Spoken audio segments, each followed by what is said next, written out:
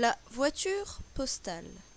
Les deux hommes qui hurlaient poussèrent Rachid et Haroun à l'arrière d'une voiture délabrée, au siège rouge déchiré.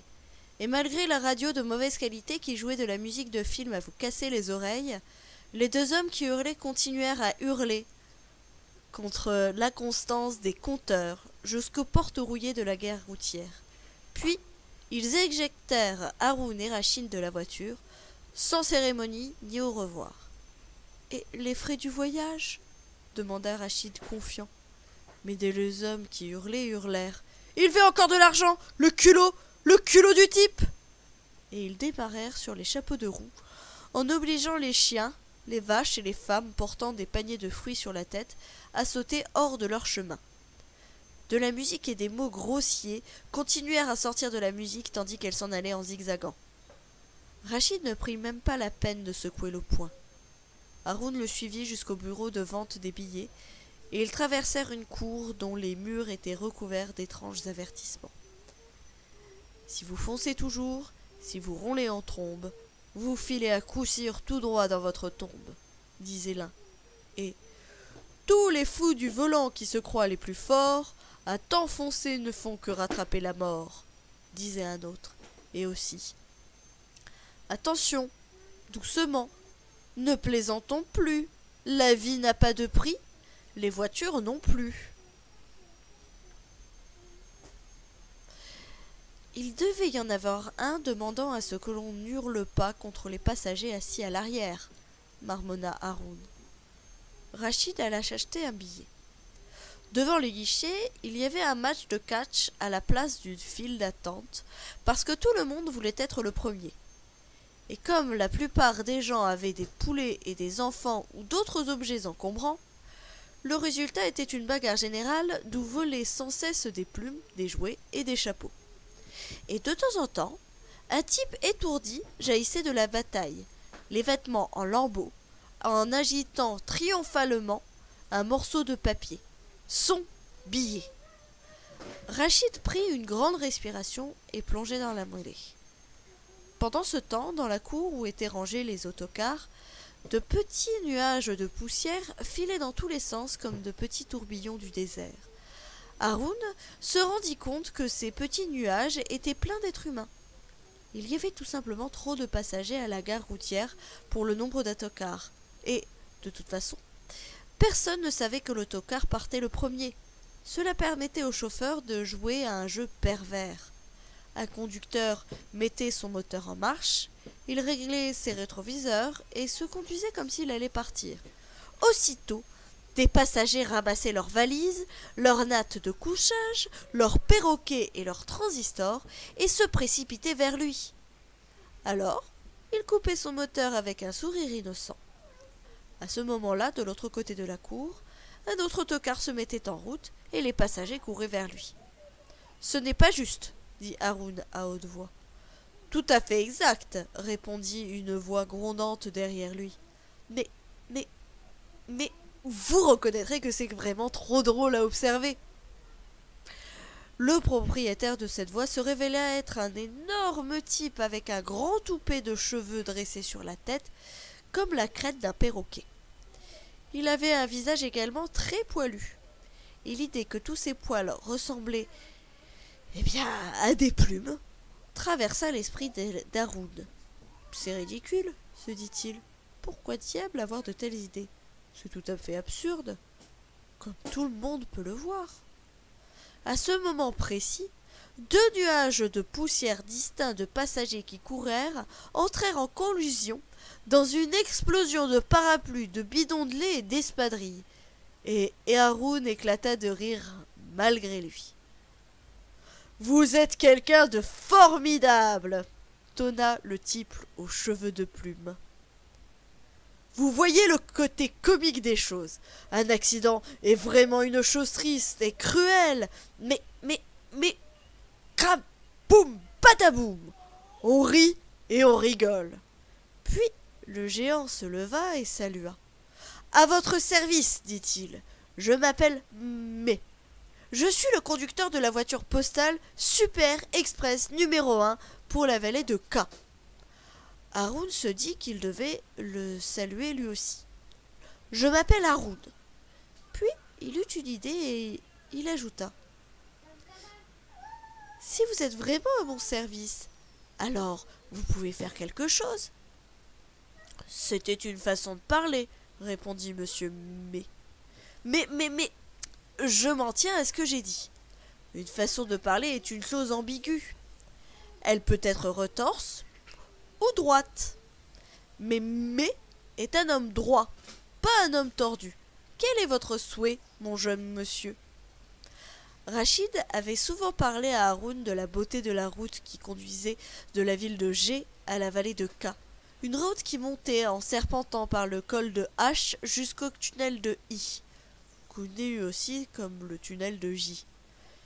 Il y avait de la neige sur les bas-côtés et de fabuleux oiseaux multicolores se laissaient glisser dans les gorges. Quand la route sortait du tunnel, avait dit Rachid, alors que le voyageur voyait devant lui le panorama le plus spectaculaire de la Terre, une vue sur la vallée de K avec ses champs d'or et ses montagnes d'argent, et au centre le lac Morne, un paysage étalé comme un tapis magique qui attendait que quelqu'un vienne s'y promener. Personne ne peut être triste qui contemple ce paysage, avait dit Rachid. Mais un aveugle doit se sentir doublement misérable. Aussi, voici ce qu'Haroun demanda à monsieur Mai. Des sièges à l'avant de la voiture postale jusqu'au lac Morne, et la garantie que la voiture postale passerait par le tunnel I, aussi connu sous le nom de J, avant le coucher du soleil, parce que sinon tout serait raté. Mais, protesta monsieur Mai. Il est déjà tard. Alors, voyant le visage d'Haroun qui s'allongeait, il fit un grand sourire et claqua des mains. Mais, et alors, cria-t-il, le magnifique paysage, pour redonner le moral au triste papa, avant le coucher du soleil. Aucun problème. Aussi, quand Rachid sortit en titubant du bureau de vente des billets, il découvrit Haroun qui l'attendait sur les marches de la voiture postale, dans laquelle il avait réservé les meilleures places et dont le moteur tournait. Les autres passagers, à bout de souffle d'avoir tant couru et couverts de poussière que leur sueur transformait en boue, regardaient Haroun avec un mélange de jalousie et de crainte. Rachid, lui aussi, fut impressionné. Comme je l'ai peut-être dit, jeune Haroun Khalifa, tu ne paies pas de mine, mais tu nous réserves de sacrées surprises. Bravo, cria monsieur Mai, aussi vif que tout employé des postes. Vroom, ajouta-t-il, et il enfonça la pédale de l'accélérateur jusqu'à ce que son pied touche le plancher.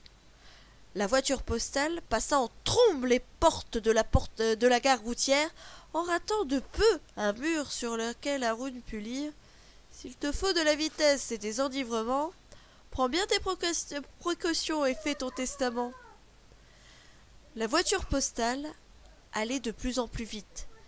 Les passagers se mirent à crier et à hurler d'excitation et de peur. Monsieur Mai traversait à toute allure les villages les uns après les autres. Haroun remarqua que dans chacun d'eux, un homme attendait sur la place avec un grand sac postal et qu'il avait d'abord l'air étonné, puis furieux, quand l'autocar passait en gros dents à côté de lui sans même ralentir. Haroun pouvait voir également qu'à l'arrière de l'autocar, il y avait un espace séparé des passagers par un filet métallique et qu'on y avait attaché des sacs postaux tout à fait semblables à ceux que tenaient les hommes en colère et secouant les poings sur la place des villages. Apparemment, monsieur Mai avait oublié de distribuer et de ramasser le courrier. « Est-ce que nous n'avons pas besoin de nous arrêter pour les lettres ?» demanda finalement Haroun en se penchant. Au même moment, Rachid le conteur s'écria. « Est-ce que nous avons besoin d'aller si vite ?» Monsieur Mai réussit à accélérer encore. « Besoin de nous arrêter ?» hurla-t-il par-dessus son épaule. « Besoin d'aller si vite ?» Eh bien, monsieur, je vais vous dire ceci. Le besoin est un serpent qui nous glisse entre les doigts. Voilà ce que c'est. Ce jeune homme dit que vous, monsieur, vous avez besoin d'un paysage avant le coucher du soleil. C'est peut-être vrai, peut-être pas. Et certains pourraient dire que ce jeune garçon a besoin d'une mère. C'est peut-être vrai, peut-être pas. Et on a dit de moi que monsieur May avait besoin de vitesse. Mais, c'est peut-être parce que mon cœur a besoin d'un genre différent de frémissement. Oh, le besoin est un drôle d'oiseau. Il rend les gens inconstants. Tous en souffrent, mais ils ne le reconnaissent pas toujours. Hurrah! Ajouta-t-il en tendant le doigt.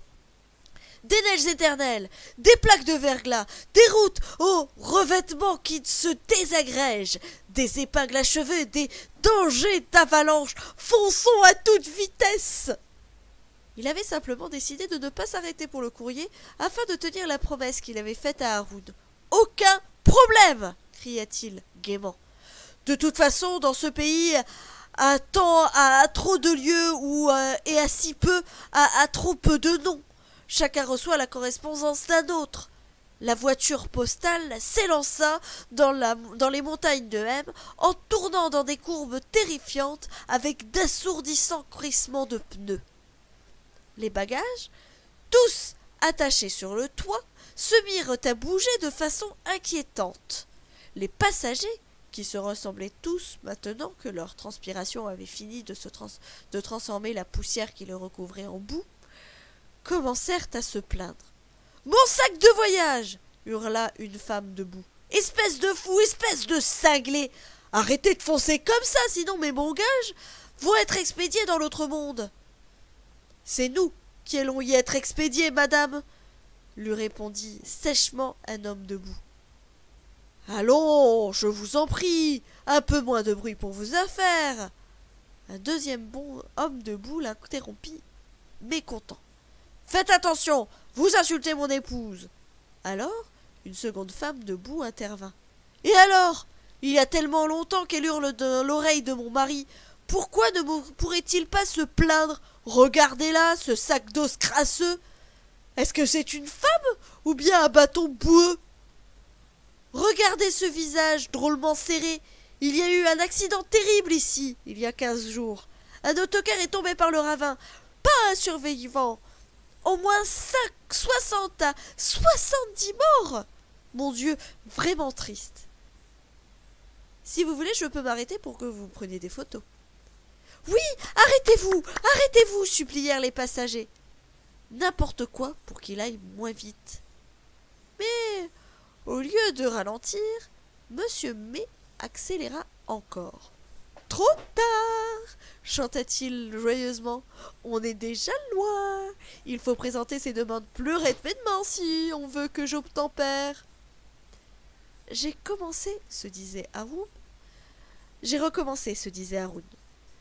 Si nous avons un accident, si nous sommes mis en bouillie ou frits comme des pommes de terre dans un incendie, ce sera de ma faute. Une fois encore. Ils étaient maintenant en haut des montagnes de M. Et Haroun avait la certitude que plus il montait, plus la voiture postale allait vite. Il se trouvait si haut qu'il y avait des nuages dans les ravins au-dessus d'eux. Une neige épaisse et sale recouvrait les versants des montagnes et les passagers tremblaient de froid. Dans la voiture postale, on n'entendait que le bruit des dents qui claquaient. Chacun avait sombré dans un silence effrayé et gelé. Et monsieur May se concentrait si intensément sur sa conduite à grande vitesse qu'il avait même cessé de hurler « Holà !» et de montrer des endroits où il y avait eu les accidents particulièrement horribles. Haroun avait l'impression qu'il flottait sur une mer du silence, qu'une vague de silence les soulevait de plus en plus haut, toujours plus haut vers le sommet des montagnes. Il avait la bouche sèche et la langue raide et épaisse. Rachid ne pouvait pas non plus proférer un son, pas même un arc. À n'importe quel moment, se dit Haroun, et il savait que chaque passager devait avoir la même idée en tête, je peux être effacé, comme un mot sur un tableau noir, un coup de chiffon, et j'aurais disparu pour de bon. Alors, il vit le nuage. La voiture postale filait comme l'éclair en suivant un ravin étroit. La route tournait si brusquement à droite en montant qu'ils eurent l'impression qu'ils allaient passer par-dessus bord. Des panneaux indicateurs avertissaient du danger supplémentaire en mots si sévères qu'ils ne aimaient même plus. Si vous conduisez à un train d'enfer, c'est là que vous irez, disait l'un et un autre. Si cet avertissement reste lettre morte, vous serez bientôt comme elle.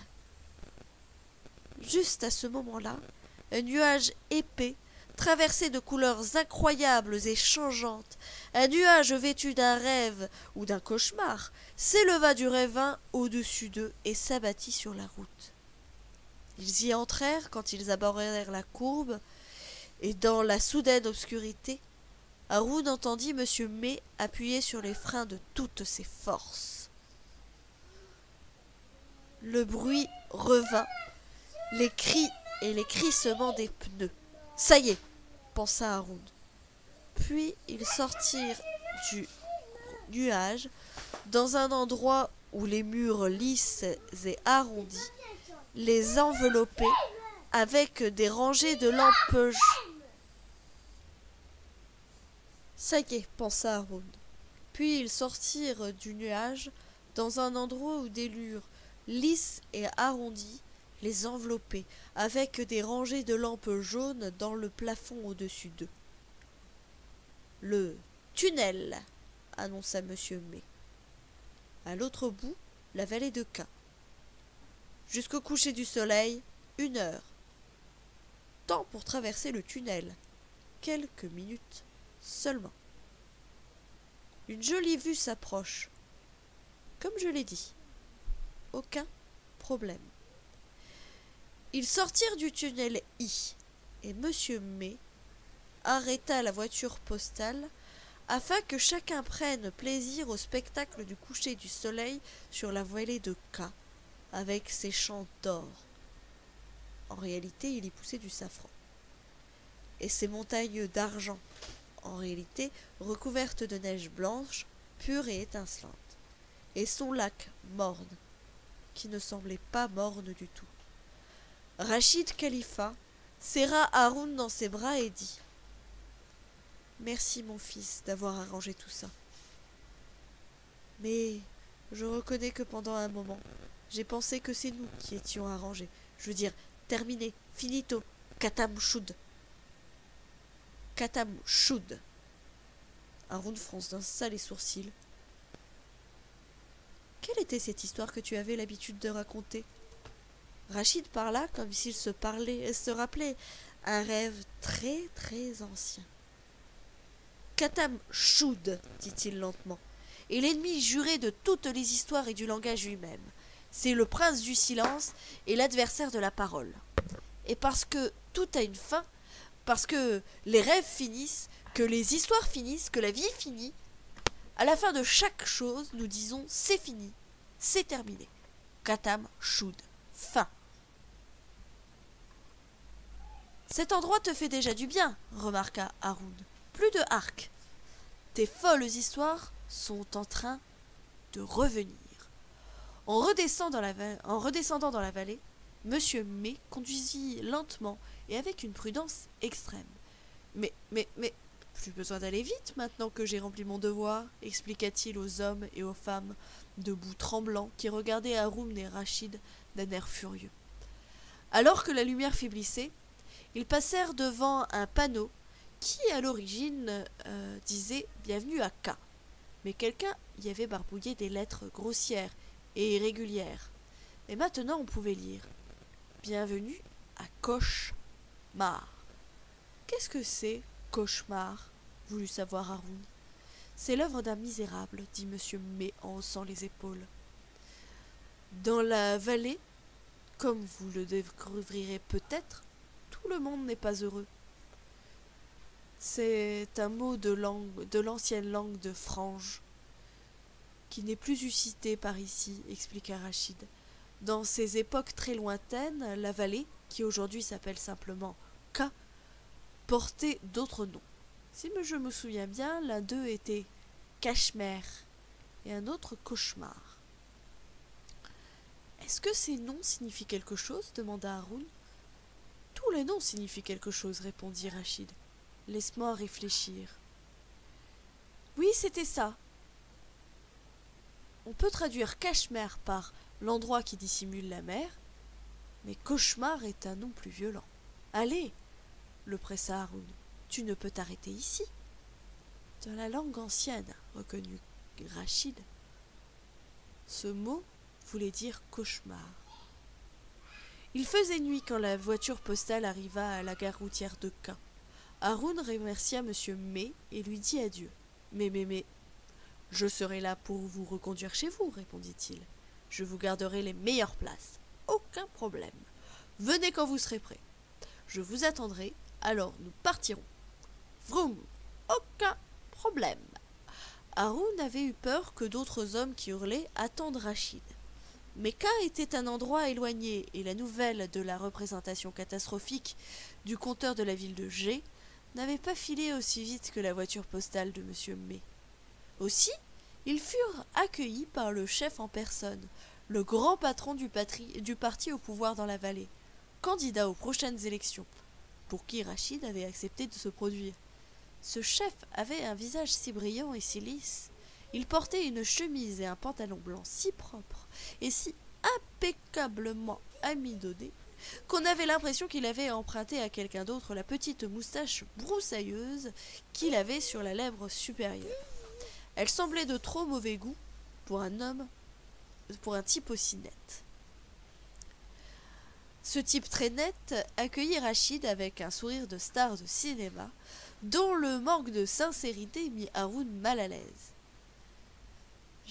Il dit « Cher monsieur Rachid, dit-il, c'est un honneur pour nous, une légende dans notre ville. » Haroun se dit que si Rachid devait faire le même bide dans la vallée de K que dans la ville de G, ce type changerait de chanson.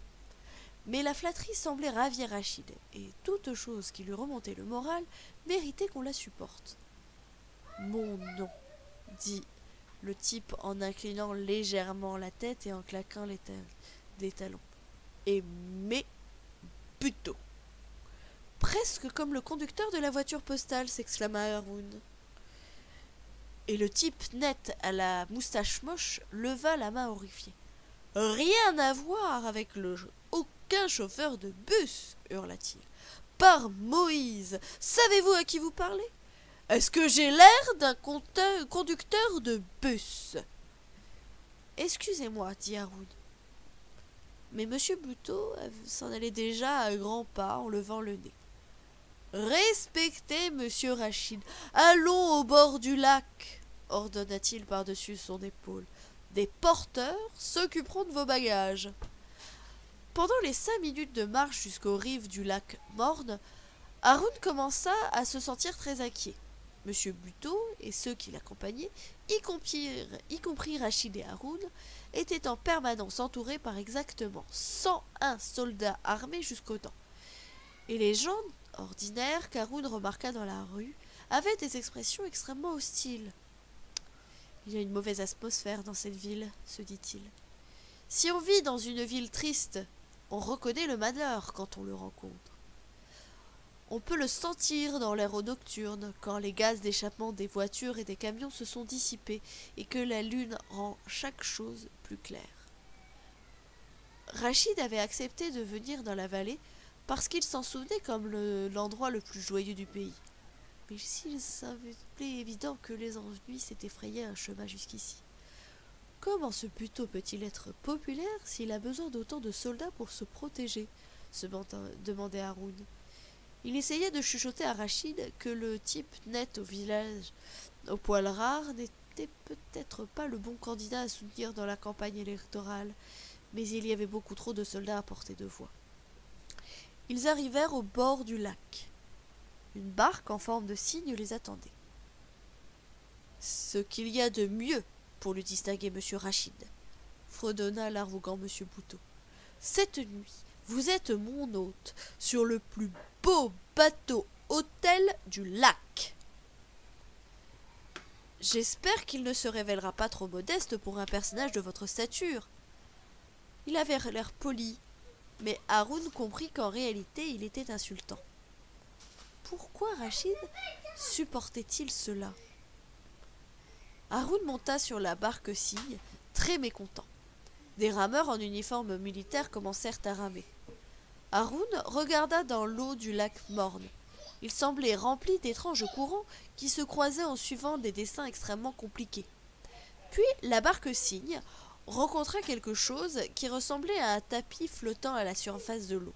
« Un jardin flottant, » dit Rachid à Haroun. « On tisse des racines de lotus pour constituer le tapis et on peut y faire pousser des légumes sur le lac. » Sa voix avait à nouveau un accent de mélancolie, et Haroun lui murmura: « Ne sois pas triste. »« Triste? Malheureux ?» glapit l'arrogant Buteau. « L'éminent monsieur Rachid n'est sûrement pas mécontent des dispositions que nous avons prises. » Rachid le conteur avait toujours été incapable d'inventer des histoires sur lui-même. Aussi il répondit avec la plus grande sincérité: « Non, monsieur. Il s'agit d'une histoire de cœur. » « Pourquoi lui as-tu dit ça ?» pensa Haroun avec fureur. Mais la révélation ravit l'arrogant monsieur Buteau. « Il n'y a pas de quoi s'inquiéter, unique monsieur Rachid, » cria-t-il de façon indélicate. « Elle vous a peut-être quitté, mais il y a beaucoup de poissons dans la mer. »« Poissons » se dit Haroun avec rage. Il dit poisson. Sa mère était-elle un brème? Devait-on la comparer à un poisson chagrin ou à un requin? Rachid aurait vraiment dû cogner ce Buteau sur son nez retroussé. Le conteur plongea nonchalamment la main dans les eaux du lac morne. « Ah, mais il faut aller loin, très loin pour trouver un poisson ange, » soupira-t-il. Comme en réponse à ces paroles, le temps changea. Un vent chaud se mit à souffler, et un banc de brume se précipita vers eux à la surface de l'eau. Ensuite, ils ne purent plus rien voir. Inutile de parler de poisson-ange, se dit Haroun. En ce moment, je ne peux même plus trouver le bout de mon nez.